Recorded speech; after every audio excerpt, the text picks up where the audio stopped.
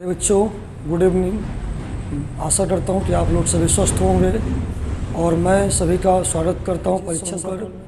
और कक्षा 10 की एनसीईआरटी बुक से आपका मैं चैप्टर वाइज रिवीजन करा रहा हूँ, जिससे आपकी जो परीक्षाएं दी होंगी तो आपके अच्छे से अच्छे नंबर आएंगे। जैसे आपके कल की वीडियो हमारे सर ने बताया कि अभी कोई वैसी डेट नहीं है जिससे आपकी परीक्षा रद्द होने की बात हो रही है। आप लोग अफवाहों पर ना रहें और आप निरंतर अपनी तैयारी करें। जो तैयारी करने वाले जैसे जो 70 वाले अपना 80 बनाए, 80 वाले अपने 90 बनाए और 90 वाले अपना अच्छे से अच्छा टारगेट बनाए और अपना घर में बैठे हुए रिवीजन करें।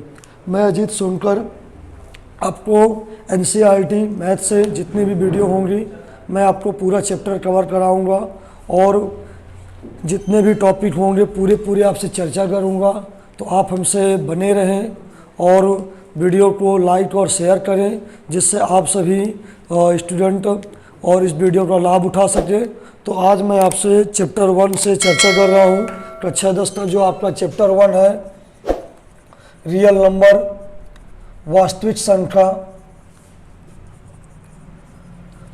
संख्या। इसमें आपने कक्षा 9 में आपने रियल नंबर के बारे में जाना कि रियल नंबर होता क्या है। वास्तविक संख्या आपकी दो प्रकार की होती है, जैसे आप जानते हैं। एक होता है आपका परिमेय और दूसरा होता है अपरिमेय। परिमेय संख्या और अपरिमेय संख्या। तो परिमेय संख्या और अपरिमेय संख्याओं के संग्रह से जो बनी संख्या को हम क्या कहते हैं? वास्तविक संख्या कहते हैं। तो ये आप जानते हैं कि परिमेय संख्या क्या होती है, अपरिमेय संख्या क्या होती है। परिमेय संख्या के अंतर्गत आप पहले नंबर नेचुरल नंबर जानते हैं, प्राकृतिक संख्या, फिर आप जानते हैं होल नंबर। होल नंबर के बाद आप इंटीजर जानते हैं और पूर्णांक जानते हैं।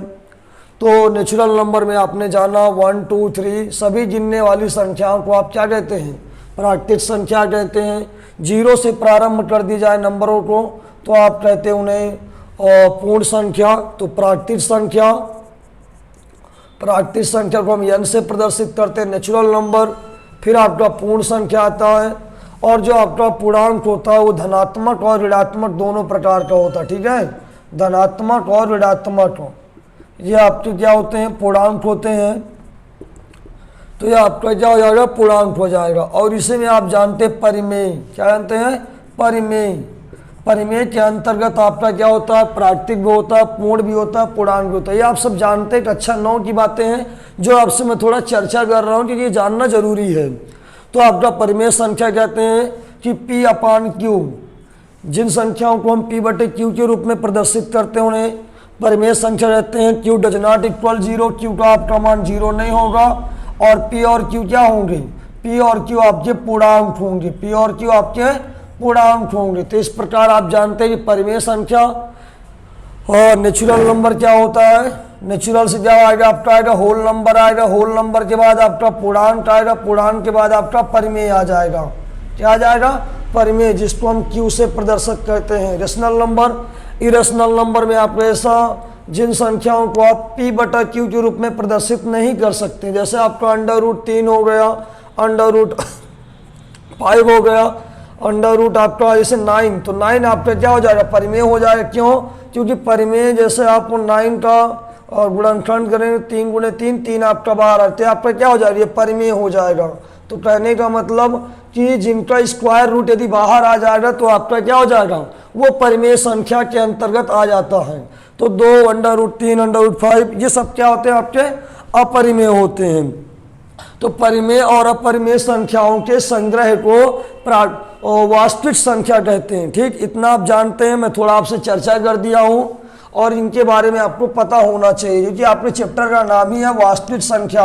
और यह चैप्टर बोर्ड में आपके 5 नंबर का आता है और मैं इतना रिवीजन आपको करा दूंगा कि आपके 5 के 5 नंबर आपके पूरे नंबर आपके होंगे। यदि आप थोड़ा सा मेहनत करते हैं तो आपके 5 के 5 नंबर मैं आपको दिलाने का दावा करता हूं। तो आप हमसे जुड़े रहें और वीडियो को शेयर करें अपने दोस्तों को जो भी हो। तो आज हम आपसे एनसीईआरटी की पहली थ्योरी जो आप जानते होंगे, यूक्लिड विभाजन प्रमेयिका। यूक्लिड विभाजन प्रमेयिका या बोल दो यूक्लिड की प्रेमिका। तो प्रेमिका नहीं बोलेंगे बच्चा हम लोग, हम बोलेंगे प्रमेयिका। यूक्लिड विभाजन प्रमेय का। तो ये आप इसको आप आसानी से समझ सकते हैं कि यूक्लिड साहब ने आपको क्या बोला। ये नया नया जब आया था एनसीईआरटी में, इसके बारे में किसी कुछ नहीं पता था। जो मन से अपने पढ़ाते थे, टीचर पढ़ रहे थे, बच्चे समझ रहे थे, रट रहे थे। तो आपको यह चैप्टर रटना नहीं है। आज भी बहुत से स्कूलों में ये चैप्टर जल्दी से ख़त्म कर देते हैं और बच्चे का हवा भी नहीं लगती कि चैप्टर में वास्तव में होता क्या। 2 4 10 सवाल रटवा देते हैं जिससे आपका चैप्टर कंप्लीट हो जाता। पर हम ऐसा नहीं करेंगे। मैं आपको एक एक चीज़ें बताऊंगा कि यूक्लिड विभाजन प्रमेय का है क्या। जैसे आप जानते हैं भाजक और भाज्य, भागफल और शेषफल, भाजक, भागफल और शेषफल। तो यूक्लिड साहब ने कुछ बड़ी बात नहीं बोली। जब कोई जैसे जानते न्यूटन और सेब गिरा था तो बोला कि गुरुत्वाकर्षण के कारण और सेब गिर रहा है। इसी प्रकार सब कोई जानता था इसके बारे में कि यदि मैं 3 का भाग दे रहा हूँ 5 से तो 3 एक कम 3 ही जाएगा, आपका शेषफल 2। तो ये जो शेषफल 2 है क्या है, अद्वितीय। मतलब 3 से यदि भाग देते हैं तो आपका शेषफल 2 ही रहेगा, 4 नहीं कभी हो जाएगा। तो उन्होंने बस थोड़ी सी एक बात गौर कर ली जो आपको समझना है। तो यहाँ पर मैं बोल रहा हूँ ए और बी क्या है, 2 धनात्मक पूर्णांक है। ए और बी क्या है, 2 धनात्मक पूर्णांक है। जैसे मैं इस पर बता रहा हूँ आपको कि ए और बी 2 धनात्मक पूर्णांक कैसे हैं। यहाँ मैं बी को भाज्य बोल रहा हूँ, ए को भाजक बोल रहा हूँ। तो भाग करने पर मुझे क्या होगा, कोई ना कोई मुझे भागफल मिलेगा और यहाँ पर क्या मिलेगा, शेषफल मिलेगा।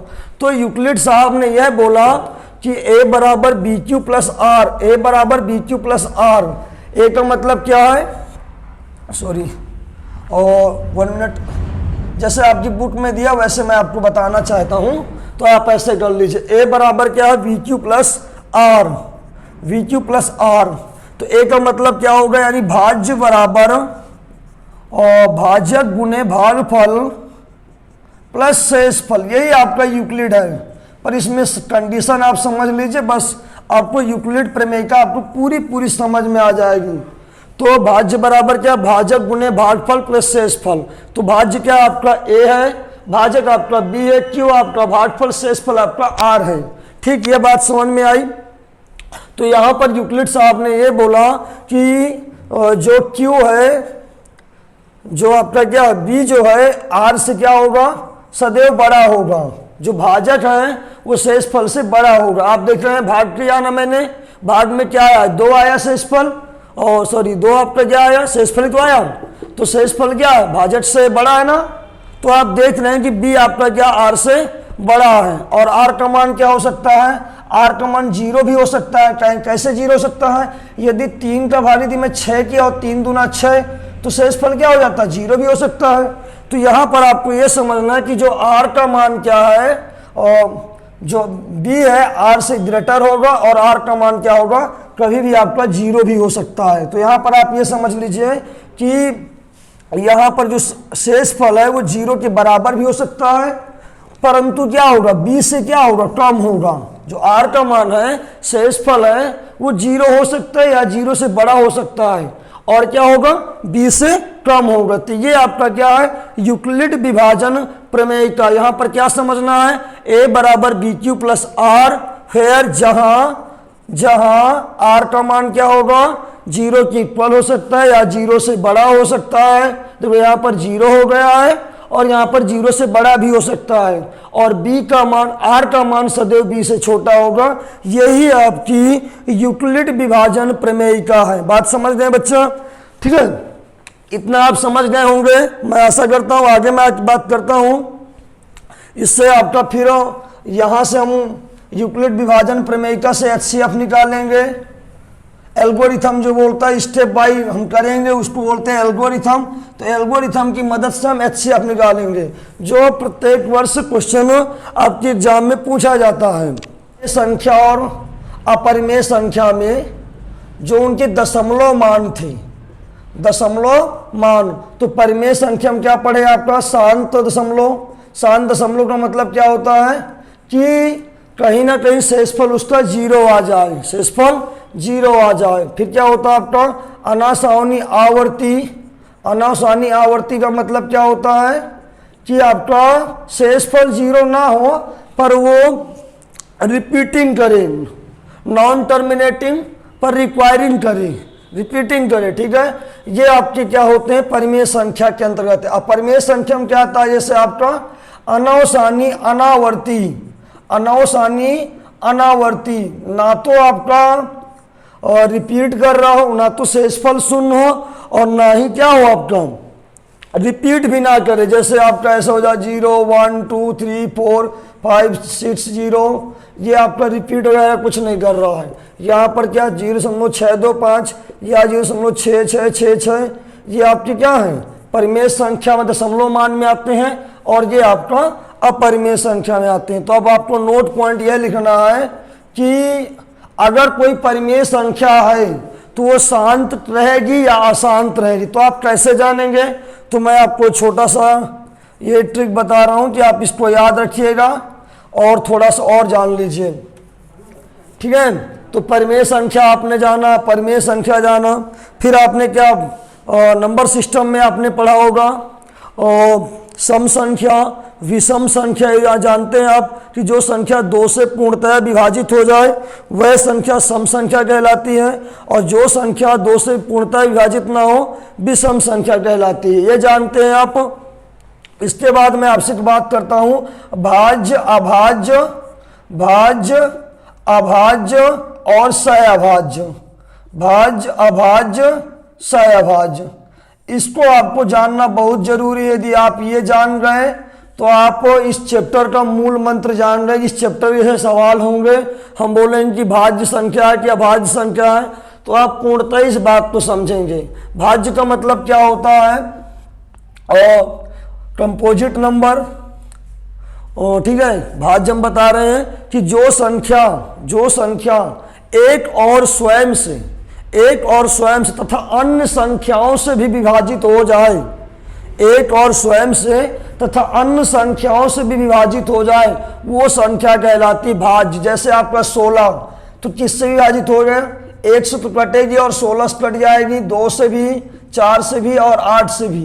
तो ये क्या है, 16 क्या एक भाज्य संख्या है। जैसे आपका 20 मैं बोल दूं, 1 से तो प्रत्येक संख्या विभाजित हो जाती है, और स्वयं से तो प्रत्येक संख्या विभाजित होगी, 2 से भी कट रहा, 4 से, 5 से और 10 से।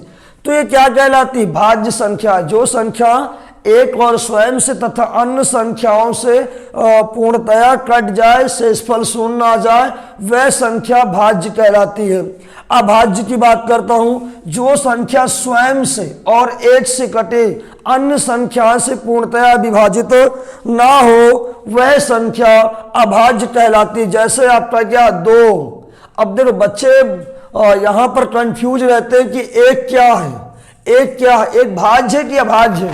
तो एक संख्या जो है ना तो भाज्य है, ना ही वो भाज्य है और ना ही अभाज्य है। वो क्या है, भाज्य भी नहीं है और अभाज्य नहीं। जो आप बोलते हैं हाँ ये प्राकृतिक है, पूर्ण है, पूर्णांक, ये सब है, पर ये क्या है, एक क्या भाज्य है ना ही अभाज्य है, ये कुछ भी नहीं है, ठीक है। इसकी बात कर रहा हूं मैं। तो आपका क्या 2 क्या है, 2 एक सम अभाज्य संख्या है। पूछा जाए सम अभाज्य संख्या क्या है, तो 2। बाकी सब क्या होंगे, आपके विषम ही होंगे, जैसे 3 5 7 11 13 17 19, ये सब क्या है, डॉट डॉट डॉट। 1 से 100 तक की संख्या में 25 अभाज्य संख्या होती। तो आप आज चेक करिए कौन कौन सी 25 अभाज्य संख्याएं होती हैं। 1 से 50 तक में 15 अभाज्य संख्या होती हैं, आप कर लीजिएगा। अब बच्चा यहां पर कंफ्यूज होता है, भाज्य भाज्य तो उसको पता होता है, आप बोल रहे हो सही तो हमें पता है, फिर भी आप बता रहे हो। हाँ मैं बता जरूर रहा हूं, पर बच्चा यहां पर कंफ्यूज होता है कि सहअभाज्य क्या है, को prime number, what is that को प्राइम नंबर। तो इसको बच्चा समझना है। इसमें बड़े बड़े बच्चे भी जो 12 पास करने के बाद तैयारी भी करते हैं, उसको ये नहीं पता होता कि सहअभाज्य होता क्या है। तो सहअभाज्य बच्चा देखिए, चाहे वो भाज्य हो अभाज्य, उससे हमसे कोई लेना देना नहीं। बच्चे के मन में कि अभाज्य, अभाज्य का मतलब अभाज्य संख्या सहअभाज्य होगा, तो ऐसी गलतफहमी में मत रहिए। सहअभाज्य का कॉन्सेप्ट ही अलग है। सहअभाज्य 2 संख्याओं से आप कंपेयर करते हैं। 2 संख्या आप कुछ ले लीजिए, उनका गुणनखंड करने पर या उनका मासा यदि 1 हो तो वह संख्या सहअभाज्य कहलाती। 2 संख्या है, उनका मासा HCF यदि एक हो तो वह संख्या सहअभाज्य कहलाती है। जैसे मैं बोल दूं 2 और 9, तो 2 का जब मैं गुणनखंड करूं 2, तो 2 एक कम 2 ही होगा। 9 का 3 गुणे 3 गुणे 1। तो बताइए क्या इनमें कुछ कॉमन है, या ऐसा बोल सकते हैं सहअभाज्य क्या होंगी, यदि उनका उभयनिष्ठ गुणनखंड एक हो। उभयनिष्ठ मतलब कॉमन, कॉमन क्या हो, सिर्फ एक ही होना चाहिए, कोई दूसरा नंबर कॉमन नहीं होना चाहिए। तो देखिए जिनका उभयनिष्ठ गुणनखंड एक हो वह संख्याएं सहअभाज्य कहलाती हैं। तो 2 क्या, देखिए 2 आपका भाज्य है, 9 आपका भाज्य, फिर भी दोनों सहअभाज्य हैं।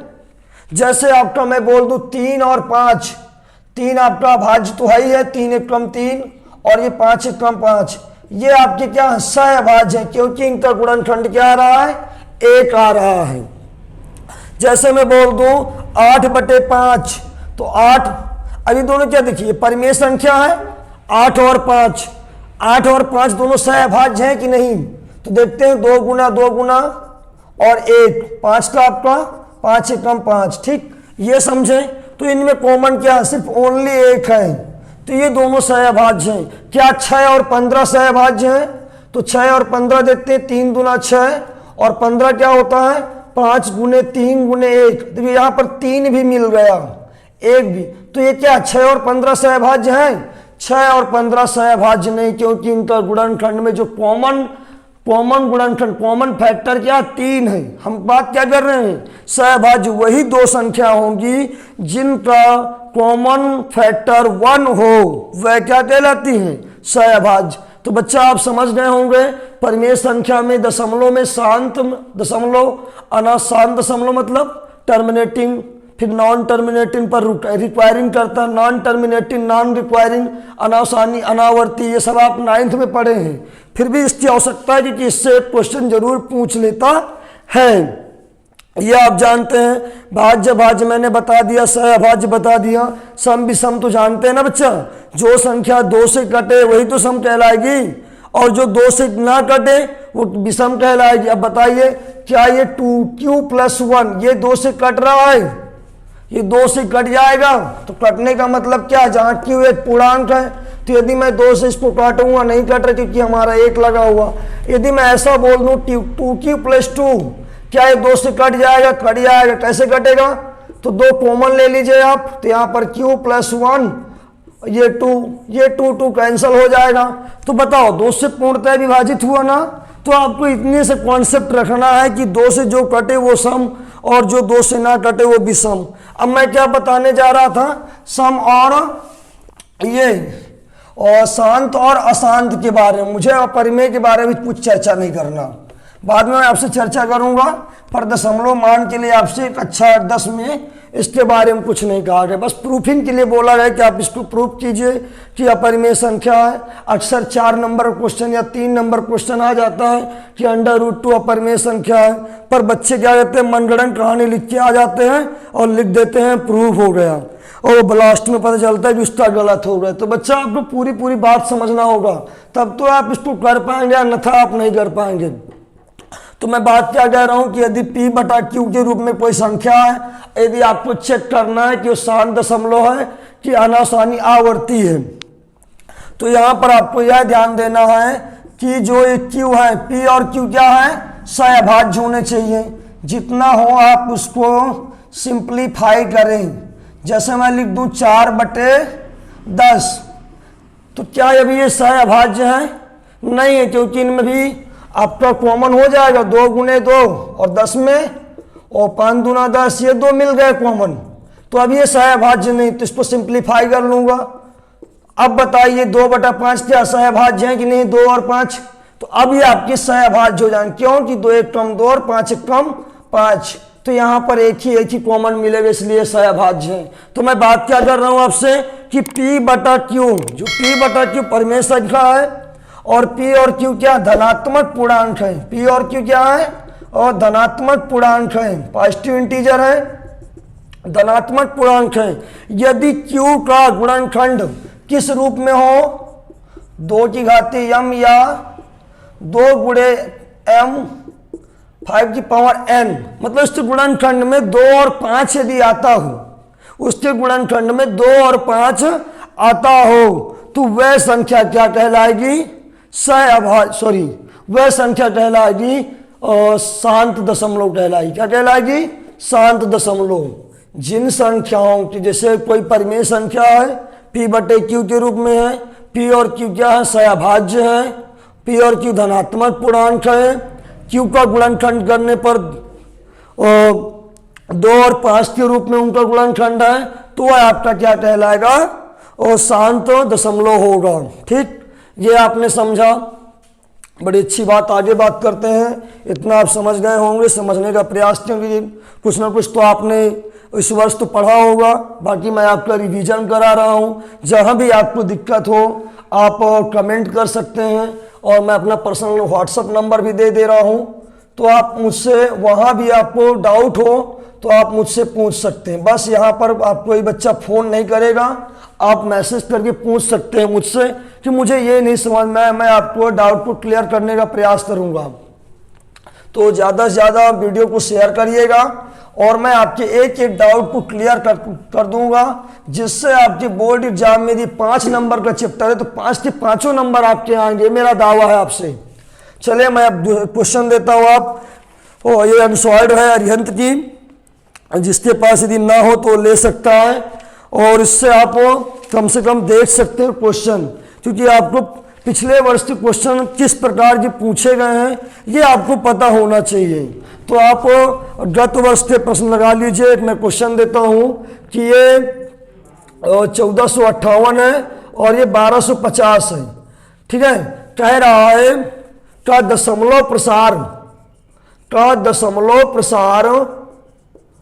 दशमलव प्रसार कितने स्थानों तक होगा? कितने स्थानों तक होगा? भाग नहीं करना है, भाग करके आपको नहीं बताना है कि इसका दशमलव प्रसार कितने अंक तक होगा। तो हम लोग कैसे जानेंगे, इसके बारे में मैं आपको बता रहा हूं। समझिएगा, जो मैंने अभी बताया है उसी के बारे में आपसे चर्चा कर रहा हूं कि जो इसका दशमलव प्रसार होगा कितने अंकों तक होगा, ये आप समझिएगा। ये आपका 1 नंबर का ऑप्शन आया था 2020 में।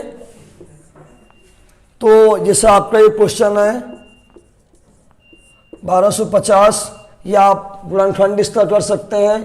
तो 1250 के दिया आप गुणनखंड करेंगे, 2 करेंगे कितना है? 2 छंग 12, और ये 2 दूना 4, 2 पंचे 10। ठीक है, फिर आप 5 से करेंगे, 5 एक कम 5, 1 बच गया, 5 दूना 10, 125 आ गया।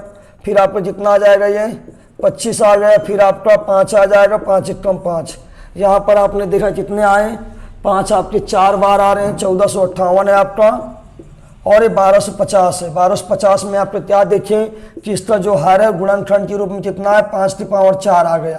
अब आपको दशमलव मान की बात करना, कितने अंक तक जाएगा इसका, तो मैं आपसे बात कर रहा हूँ। देखिए ये आपने कर लिया, अच्छी बात। अब देखते हैं कि जितनी घात आपकी 5 की उतनी घात कितनी हो, 2 की भी हो जाए तो हम कुछ आसानी से कर लेंगे। देखिए कैसे कर रहा हूं मैं। तो मैं क्या कर रहा हूं कि यहाँ 2 की घात 1 है और 5 घात 4 है। तो यदि मैं घात बराबर करने का प्रयास करूं तो 2 घात 3 ऊपर गुणा करूं और 2 घात 3 नीचे गुणा कर दूं, तो यहाँ पर क्या हो जाएगा?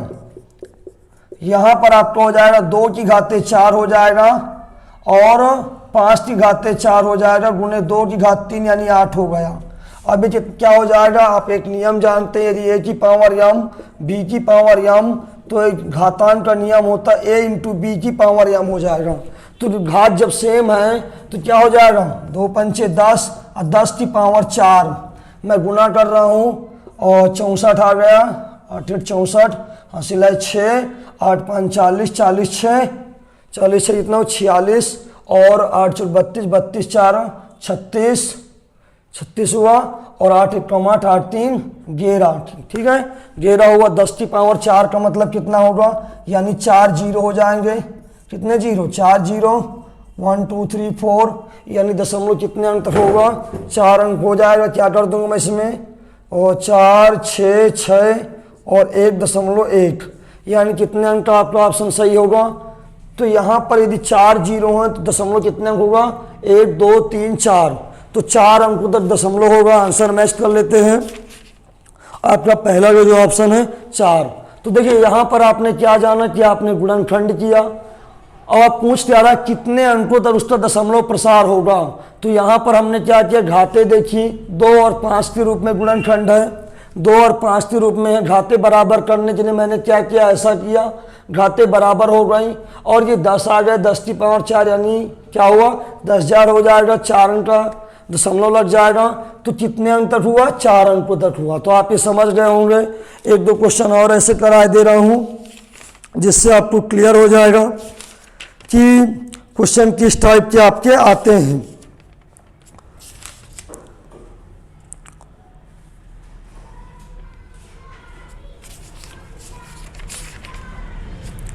चलिए एक क्वेश्चन और दिखाई दे रहा हूं जो आपका पिछले वर्ष ही पूछे गए 2020 में। और देखिए एकदम आसान क्वेश्चन है, जो मैं अभी बताया उसी से पूरे आपके क्वेश्चन मिल रहे हैं। क्वेश्चन क्या है आपका, निम्न में से कौन सा सहअभाज्य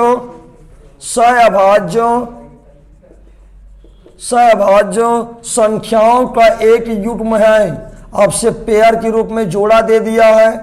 जोड़े का मतलब 2, जिसे मैंने बताया 2 संख्या में आपको देखना है कि ये सहअभाज्य है कि नहीं, सहअभाज्य है कि नहीं। तो आपको देखना है इसमें कि ये कौन सा आपका सहअभाज्य है कि नहीं। तो आप यदि थ्योरी पूर्ण रूप से समझे होंगे तो आप क्वेश्चन करने में पूर्ण रूप से समर्थ होंगे, यदि आप मेरी बात पूर्णतया समझ रहे होंगे तो। चलिए इनमें से आपको यह बताना है कि कौन सी संख्या सहअभाज्य का एक युग्म है। तो यदि आप गुणनखंड करते हैं तो उनमें क्या होना चाहिए, कॉमन सिर्फ आपका 1 होना चाहिए। 14 और 35 की बात करता हूँ, 2 सत्ते 14 हो जाएगा, ये क्या हो जाएगा 7 पन्ना 35।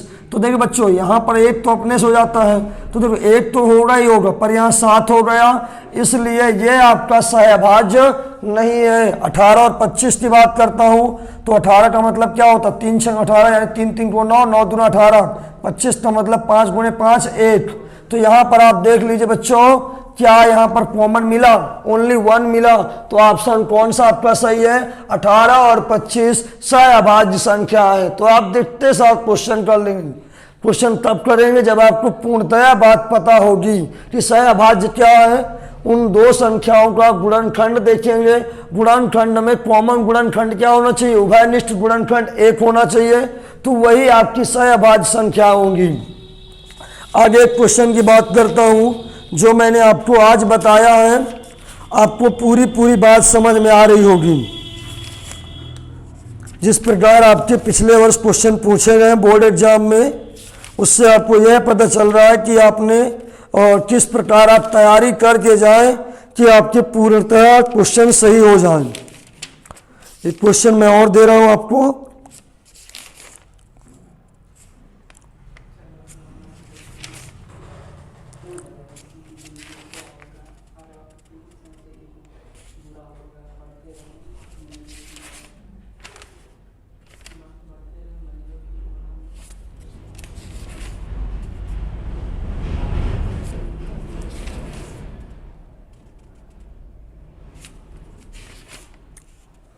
तो आप यदि अपने लास्ट एनसीईआरटी मैथ के लास्ट 1.5 या 1.4 में ऐसे क्वेश्चन दिए गए हैं कि बिना गुणनखंड किए, बिना, हाँ क्वेश्चन कैसा आएगा, विभाजन प्रक्रिया किए बिना, मतलब भाग किए बिना आपको यह बताना कि शांत है कि अशांत है, शांत है कि अशांत है।